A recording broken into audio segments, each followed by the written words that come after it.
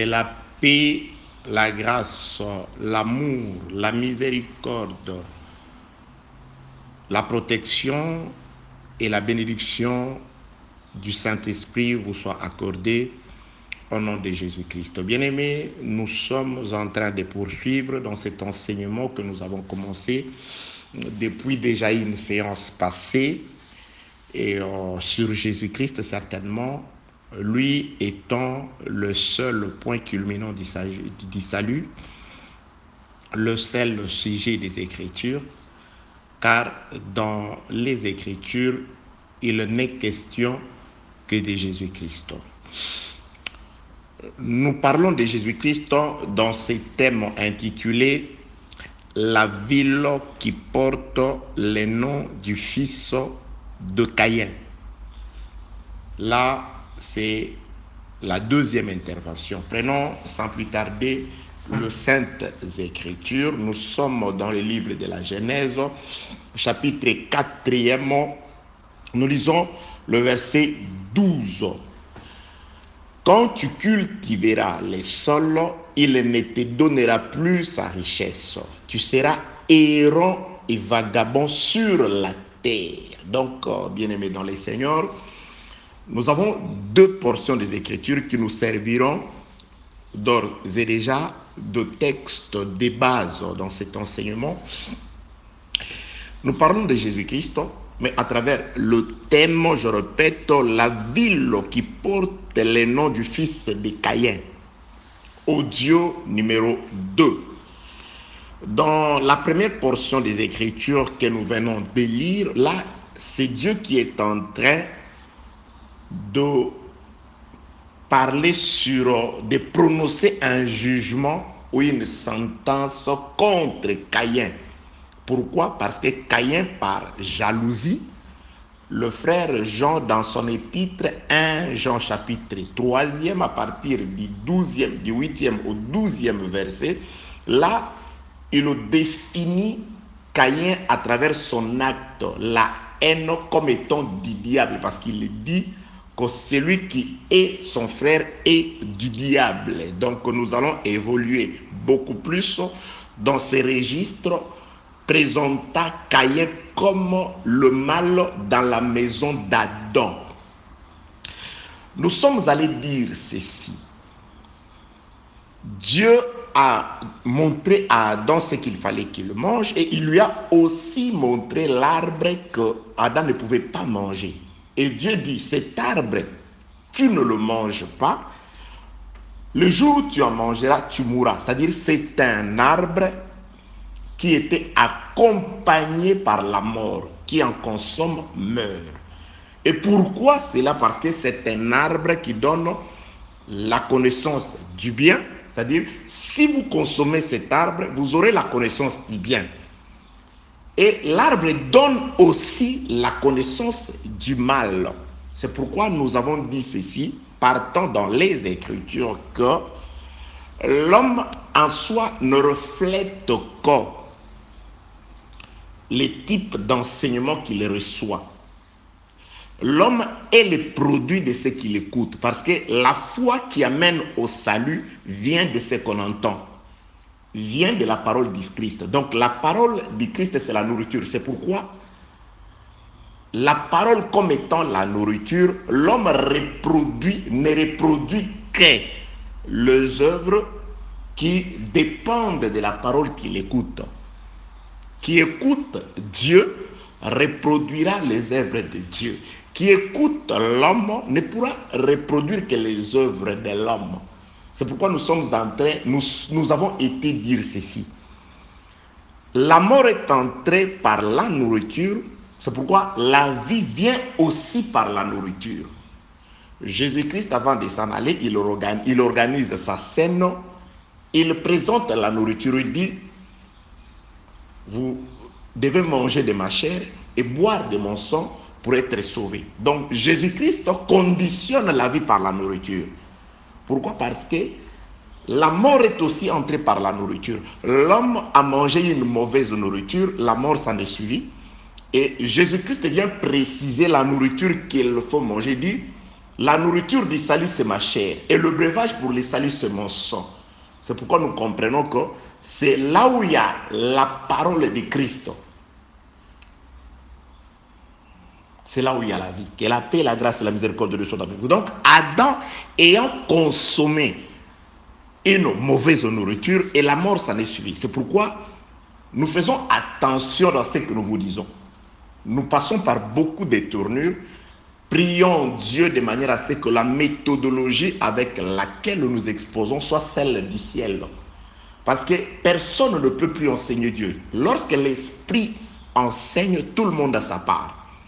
Ceux qui ont de l'âge spirituel reçoivent aussi de leur part. Et même le bébé, ceux qui viennent à peine de venir à Christ, ils écoutent, ils ont aussi leur part. Que la paix, la grâce et la miséricorde de Dieu soient avec vous. Donc, nous sommes allés pour dire ceci. Les conséquences de tout ce qui se passe dans la maison d'Adam tirent sa source dans la consommation de l'arbre erroné que Adam avait mangé.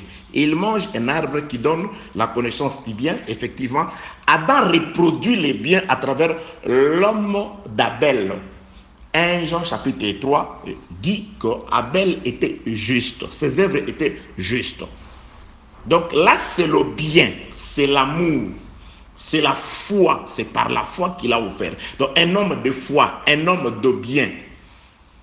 Comme l'arbre donne la connaissance du bien, Abel est là, l'arbre donne aussi la connaissance du mal. Adam doit aussi enfanter le mal. C'est pourquoi d'Adam sort le mal. Que la paix, la grâce et la miséricorde de Dieu soient avec vous. Moi, je parle d'Adam. Parce qu'il est écrit noir sur blanc, Adam connut sa femme. Que la paix, la grâce et la miséricorde de Dieu soient avec vous. Donc, les deux enfants d'Adam n'étaient que la reproduction du fruit qu'Adam avait mangé. La lumière et les ténèbres ont cohabité dans la maison d'Adam. Comme il est écrit qu'il n'y a pas de rapport entre la lumière et les ténèbres, effectivement, c'est pourquoi qu'il fallait qu'il y ait guerre. Jésus-Christ dit, Satan, il est le premier meurtrier. Il est menteur. Il est le meurtrier dès le commencement. Il est le meurtrier dès le commencement. Oui, effectivement, c'est le diable qui a commencé par tuer. C'est le diable qui a commencé par répandre le sang au jardin. Comment? Lorsqu'il a présenté à Adam et sa femme la mauvaise nourriture, la mort spirituelle s'en est suivie. Parce que ces jours-là, ils sont réellement morts. Parce que la mort consiste à vivre loin de Dieu, éloigné de Dieu. Ils ont été éloignés de Dieu. Et ils ont perdu la vie ces jours-là. Donc, ils ont perdu un sang spirituel, une vie spirituelle. Et ils sont morts. Et naturellement, physiquement, c'est Caïn qui manifeste la mort, la première mort physique, en tuant son frère, en répandant son sang. Il a physiquement tué son frère et il a aussi répandu physiquement le sang de son frère. Donc nous avons Satan qui est le premier meurtrier. Il a été meurtrier dès le commencement. Il a tué l'homme et sa femme de manière spirituelle à travers ce qu'il leur a présenté, la désobéissance. Là, c'était une mort spirituelle. Et lorsque Caïn arrive, lui, il va concrétiser. C'est lui le premier qui va tuer physiquement. Dès le commencement, nous avons deux phases. Spirituellement, c'est Satan sous forme du serpent qui a entraîné l'homme dans la mort, une mort spirituelle. Mais naturellement et physiquement, c'est Caïn qui va tuer son frère et répandre le sang de son frère. Que la paix, la grâce et la miséricorde de Dieu soient avec vous, mes bien-aimés dans les Seigneurs, mes très chers compatriotes célestes. Donc, lorsque Caïn, qui représente le mal, il commet cet acte, Dieu va prononcer une sentence, une condamnation contre Caïn. Et il a dit beaucoup de choses. Entre autres, il définit Caïn. Dieu dit, tu seras errant et vagabond. C'est-à-dire, le châtiment de Caïn, c'était l'errance et il sera vagabond. C'est-à-dire, quelqu'un qui aura à se déambuler sur toute la terre sans avoir une demeure fixe. C'est ça, un homme qui est errant, qui va errer. C'est ça, un vagabond. Ça, c'est Dieu qui dit. Genèse chapitre 4e, nous descendons au 17e verset. Écoutez ce qui arrive après que Dieu ait prononcé ces sentences, cette condamnation contre Caïn. Caïn connut sa femme, hein? Un homme vagabond et errant, mais il a une femme. Il va auprès de sa femme. Elle conçut un enfant, donc, hein, qu'il appela Enoch. Donc, Caïn, malgré ce que Dieu a dit sur lui, errant et vagabond, mais Caïn avait un foyer, une femme, et une femme qui n'a pas eu de difficultés pour enfanter. Une femme qui n'a pas connu de difficultés, un temps, des complications, de stérilité. Non, non, non. Caïn connut sa femme et sa femme enfanta un garçon que Caïn nomma aussitôt Enoch. Ensuite, Caïn bâtit une ville. Oh, voilà un homme errant. Un homme condamné à l'errance et à être vagabond, mais il va se construire une ville. Mais on dirait que c'est des choses, on dirait que Dieu parfois, vous savez, certaines personnes, nous allons comprendre ces choses. Et certaines personnes ils vont pas continuer toujours à envier d'autres personnes qu'on ne doit pas envier à cause du matériel, à cause de ce que le Dieu présente. Que la paix, la grâce et la miséricorde de Dieu soient avec vous. Voyez quelqu'un sur qui Dieu dit tu seras errant et vagabond. Mais cet homme-là a une femme, un enfant qui enfante avec facilité. Et il bâtit une ville, pas une maison, pas un château, pas, je ne sais pas, non, une villa, un manoir, non. Caïn avait toute une ville. La ville de Guangzhou, la ville de Paris, la ville de Kinshasa. C'est-à-dire, c'est à Caïn.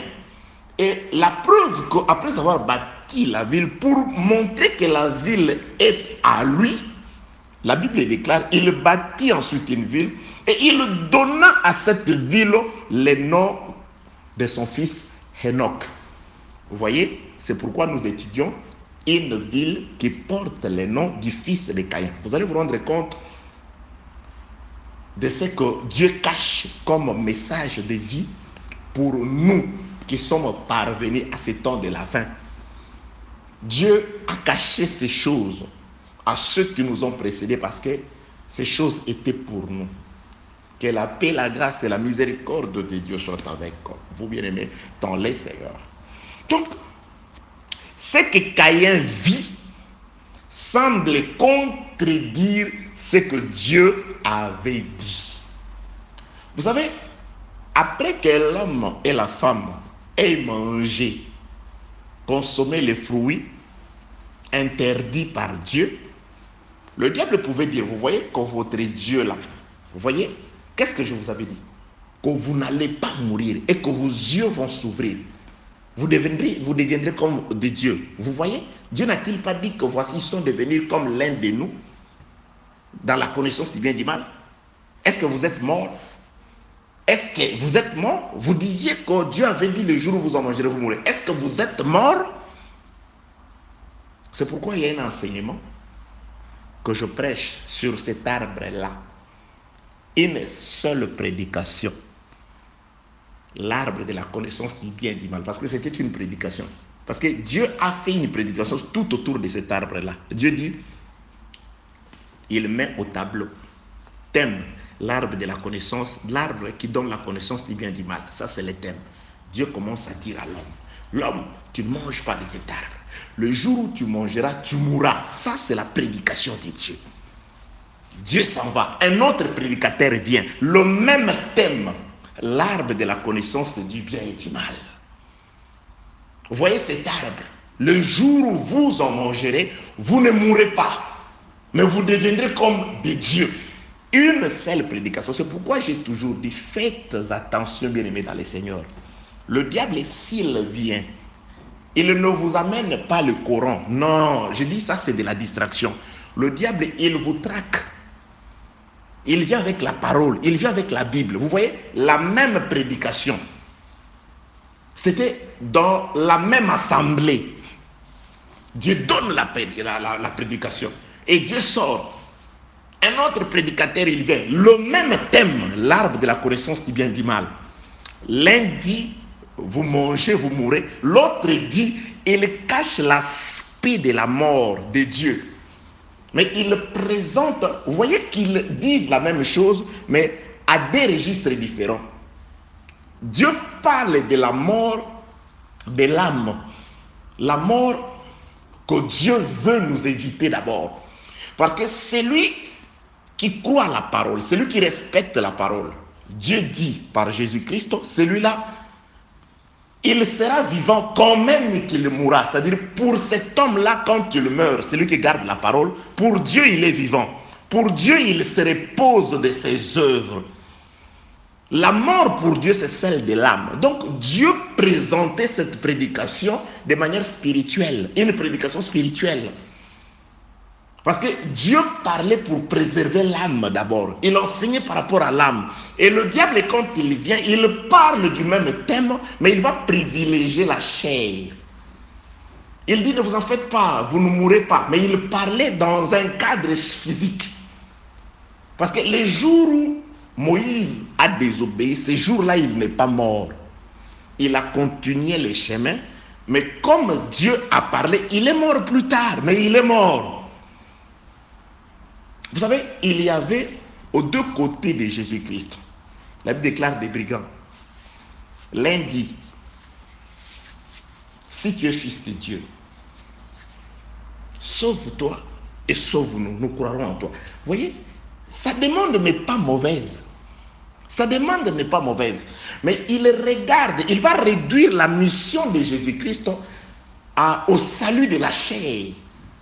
Parce qu'il dit, descends de la croix, c'est-à-dire sauve-toi, fais le miracle, tu te sauves, tu nous libères aussi. On continue de vivre. C'est-à-dire, si nous étions des brigands, nous continuons de vivre comme des brigands. L'autre comprend que la mission de Jésus ne se limite pas à la guérison de la chair. Il dit, lorsque tu viendras dans ton royaume, souviens-toi de moi. Vous voyez? Il dit, quand tu viendras dans ton royaume, souviens-toi de mon âme. C'est-à-dire, parce que là, ce sera un problème du salut de l'âme.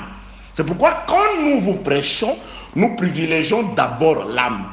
Notre enseignement doit d'abord s'attaquer à l'âme, pour la protection de l'âme. Que la paix, la grâce et la miséricorde de Dieu soient avec vous. Donc, je suis allé là-bas pour dire que Dieu dit de Caïn que tu seras errant et vagabond. Mais ce que Caïn vit est différent de ce que Dieu avait dit. Parce que Caïn a une femme, Caïn a un enfant, Caïn a une ville, et Caïn fait hériter sa ville à son fils. Que la paix, la grâce et la miséricorde de Dieu soient avec vous. Donc là, nous avons parlé de Caïn. Maintenant, nous allons encore présenter quelqu'un d'autre dans les Écritures. Celui-là aussi, comme Caïn, Dieu a prononcé des paroles contre lui. Je suis dans le livre de la Genèse toujours. Je prends Genèse chapitre 15e. Attendez, je vais nous chercher ça. Genèse chapitre 15e. Genèse chapitre 15e. Je prends le verset, je vais juste prendre un seul verset. Je prends le verset 7e. Écoutez ce que Dieu dit à Abraham. Nous avons compris ce que Dieu a dit à Caïn. Il dit à Caïn le type du mal. Celui qui est le meurtrier, qui a physiquement tué son frère. Celui que le frère Jean, dans son épître, 1 Jean chapitre 3, verset 12, présente comme étant un homme qui est du diable, du malin. Dieu regarde, il dit, toi, tu es un errant et un vagabond. Mais dans la pratique, Caïn n'est pas errant et vagabond. Caïn a une femme, un enfant et toute une ville. C'est-à-dire qu'il vit dans sa ville. il prospère et il laisse un héritage, pas n'importe lequel, toute une ville à son fils. Mais Dieu avait dit que tu seras errant et vagabond. Maintenant, regardez quelqu'un d'autre. Nous sommes dans le livre de la Genèse, chapitre 15, verset 7e. Là, Dieu s'adresse maintenant à Abraham. Il appelle Abraham, il dit beaucoup de choses à Abraham. Mais je vais résumer. Genèse chapitre 15, le verset 7e. L'Éternel lui dit, c'est-à-dire il dit à Abraham, je suis l'Éternel qui t'ai fait sortir d'Ur en Chaldée pour te donner en possession ces pays. À Caïn, tu seras errant et vagabond. Mais Caïn a une femme, un enfant et une ville. Et je nous ai dit, les Écritures ne disent pas que la femme de Caïn a été stérile, a eu des problèmes d'accouchement. Non, non. Caïn connut sa femme et sa femme enfanta un garçon. Et il bâtit une ville. Il dit, la ville c'est au nom de mon fils. Donc Caïn prospère malgré les paroles de l'errance et du vagabondage que Dieu a déposé contre lui. Maintenant Dieu regarde Abraham. Il dit, Abraham, je te bénirai. Il dit, tu vois, je te fais sortir d'Ur de Chaldée pour te donner. Ici, je parle d'abord de Dieu dit à Abraham. Je ne suis pas allé dans ce qu'il lui dit que je donnais à ta postérité. Non. Ici, le verset 7 de Genèse 15, l'Éternel lui dit, c'est-à-dire il dit à Abraham, je suis l'Éternel qui te fait sortir d'Ur en Chaldée pour te donner à toi en possession ces pays. C'est-à-dire, Abraham est sur le territoire de Canaan. Dieu dit à Abraham que je te donnerai en possession. Il ne parle pas, là, Dieu ne parle pas de la postérité.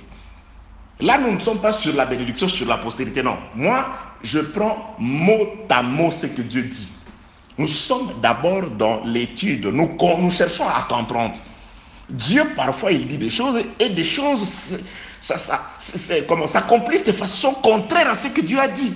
Il va dire à Caïn que tu seras errant et vagabond, mais Caïn a une femme, un enfant et une ville. Mais Dieu ici, il dit à Abraham, je t'ai fait sortir de ta patrie afin de te donner en possession. Bien aimé, pronom possessif, c'est-à-dire posséder, te rendre propriétaire de la terre sur laquelle tu es. Donc, le territoire de Canaan, Dieu dit, c'est à toi, à Abraham. Nous allons maintenant comparer avec ce qui arrive dans la maison de Caïn. Un errant et un vagabond a une femme, un enfant et une ville, mais un homme de promesses. Dieu dit, toi, je te donne la terre sur laquelle tu es en possession et je bénirai ta postérité. Mais voyons comment les choses commencent dans la maison d'Abraham. Je suis toujours dans le livre de la Genèse, cette fois-ci le chapitre 10e. Genèse chapitre 10, je prends Genèse 11, Genèse chapitre 11, je prends juste le verset 30. Il est écrit, Sarah était stérile, elle n'avait point d'enfant. Du côté de Caïn, malédiction. Toi, tu seras errant et vagabond. Mais il vient, il va chercher sa femme, il va connaître sa femme, il va enfanter sans difficulté.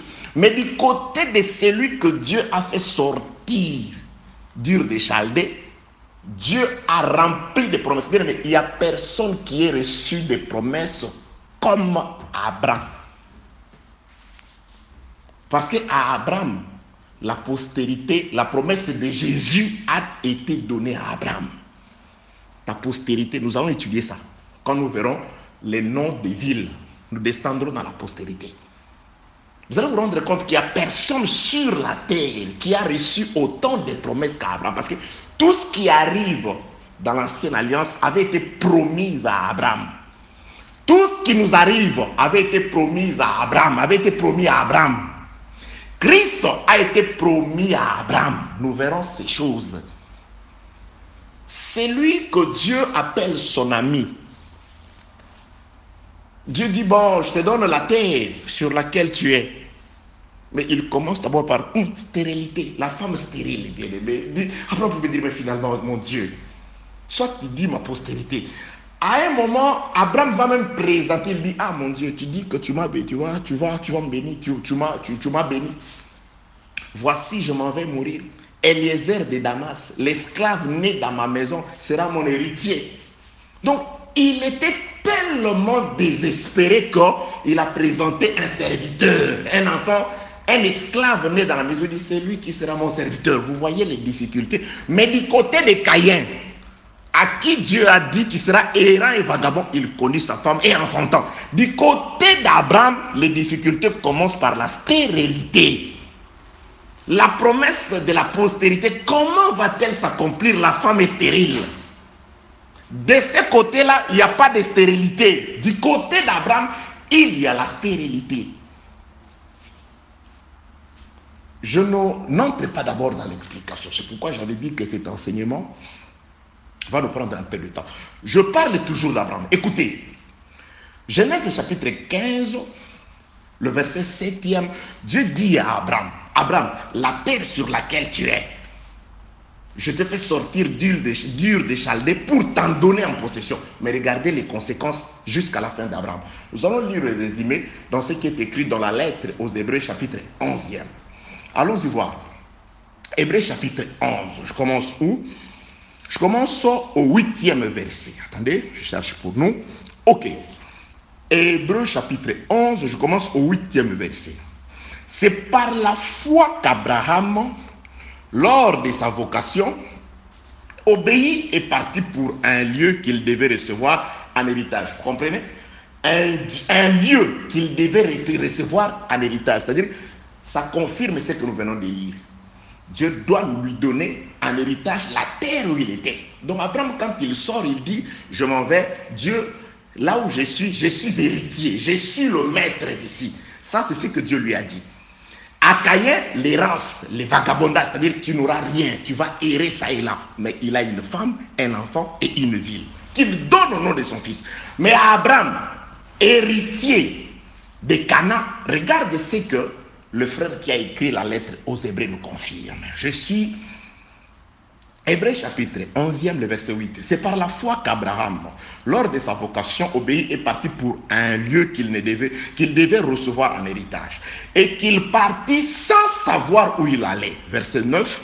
C'est par la foi qu'il vint s'établir dans la terre promise comme dans une terre étrangère, habitant sous des tentes, ainsi qu'Isaac et Jacob, les co-héritiers de la même promesse, car ils attendaient la cité qui a des solides fondements, celle dont Dieu est l'architecte et le constructeur en bas. Donc, c'est-à-dire, Abraham est mort sans avoir profité de la promesse que lui a été dite par Dieu.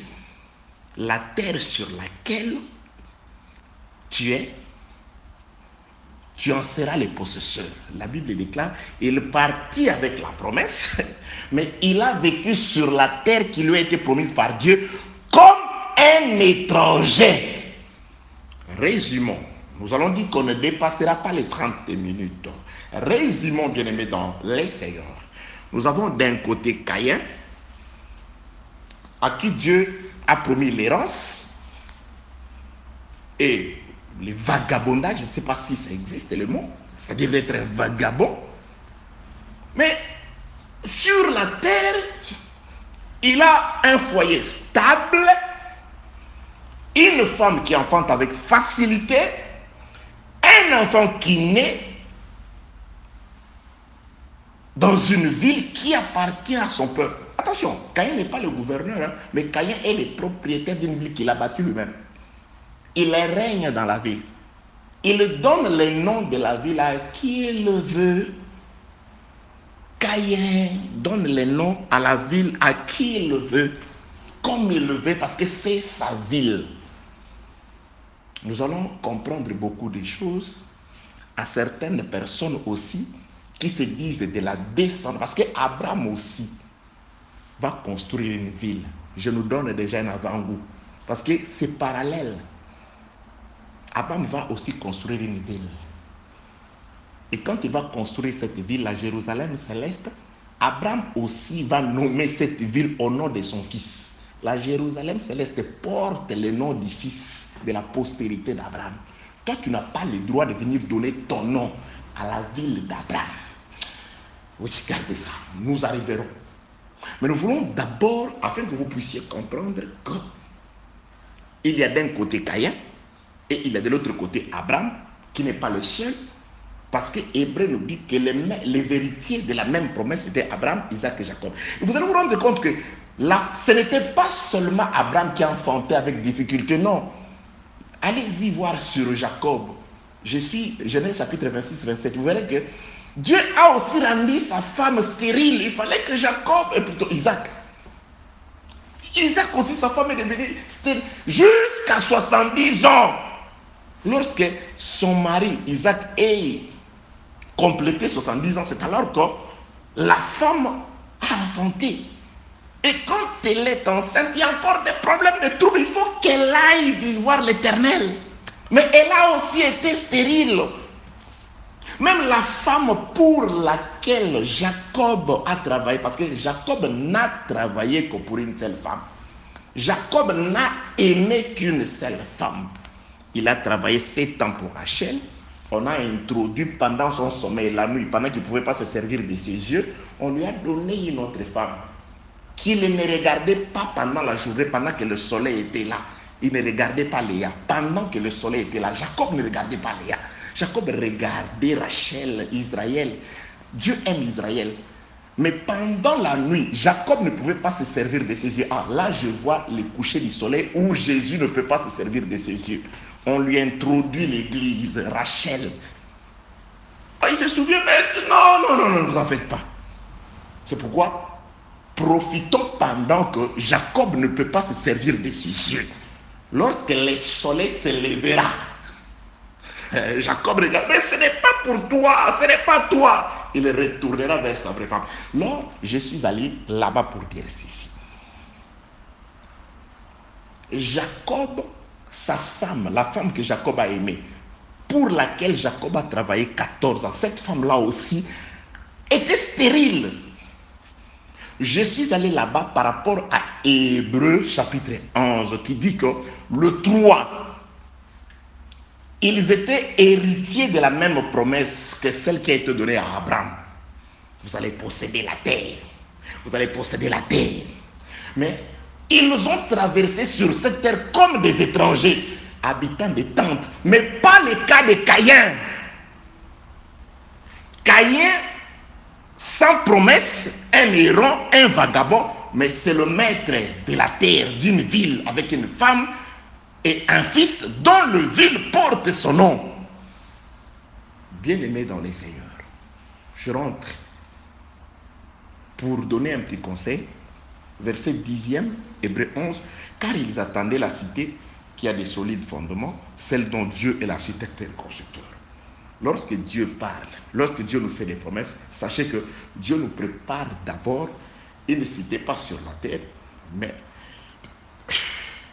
après cette vie. Après cette vie, une cité dont Dieu lui-même est l'architecte et le constructeur. Donc, les promesses de Dieu comportent d'abord un aspect spirituel. Pour aujourd'hui, que la paix, la grâce et la miséricorde de Dieu soient avec vous. Donc, retenez ceci pour aujourd'hui. Nous avons d'un côté Caïn et de l'autre côté Abraham. Nous avons évolué en parallèle. Vous allez vous rendre compte que nous avons d'un côté Caïn, de l'autre côté Abraham. D'un côté, c'est l'errance et c'est le vagabond. Il est vagabond, mais il a une femme, une ville, une femme avec facilité, une femme et un enfant avec facilité et une ville. De l'autre côté, on a promis beaucoup de promesses, entre autres, de posséder Canaan. Dieu l'a dit. Genèse 15, verset 7. Mais il passe comme un étranger sur la terre qu'on lui a promise. Il n'a pas construit des villes, il a habité des tentes. Mais on dirait que s'il faut utiliser les yeux, beaucoup de gens s'accrocheraient à Caïn, beaucoup de gens mépriserait Abraham pour s'accrocher à Caïn? S'il faut utiliser ses yeux. Ah non, Caïn est une ville, il est prospère. C'est un serviteur de Dieu, vous ne voyez pas? Parce que notre Dieu, c'est la bénédiction. Notre Dieu, c'est le matériel d'abord. Regardez Caïn. Oui. Que la paix, la grâce et la miséricorde de Dieu soient avec vous. Au nom de Jésus-Christ. Amen.